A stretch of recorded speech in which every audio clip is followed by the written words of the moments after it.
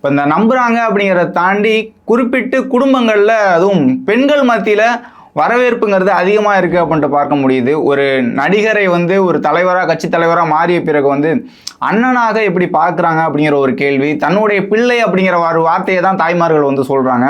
தன்னுடைய தம்பி அப்படின்னு தான் அக்காமார்கள்லாம் சொல்கிறாங்க. இப்போ குடும்பத்தில் ஒருத்தனாக அதுவும் பெண்களுக்கு முக்கியமாக வந்து அண்ணனா தம்பியாக பிள்ளையாக எப்படி மாறி இருக்காரு தளபதி அவர்கள் அப்படிங்கிறத சொல்லுங்கள். அது நீங்க பாத்தீங்கன்னா இயற்கையாவே நான் முன்னாடி சொன்ன மாதிரி அவர் ஒரு மென்மையான மனிதர்.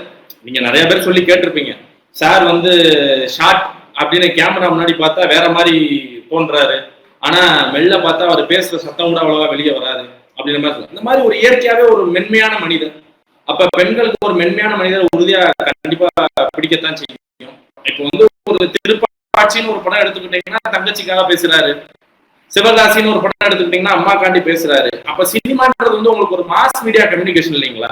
சோ அதனால அது இயற்கையாவே உங்களுக்கு வந்து அது கனெக்ட் ஆகும்ல. அப்ப இத்தனை வருஷமா அவர் ஒரு விஷயத்தை எடுத்து பண்ணியிருக்காரு, அது கனெக்ட் ஆகுது. அவங்க ஒருத்தரா பாக்குற அளவுக்கு ஒரு விஷயத்தை அவர் பண்ணியிருக்காரு.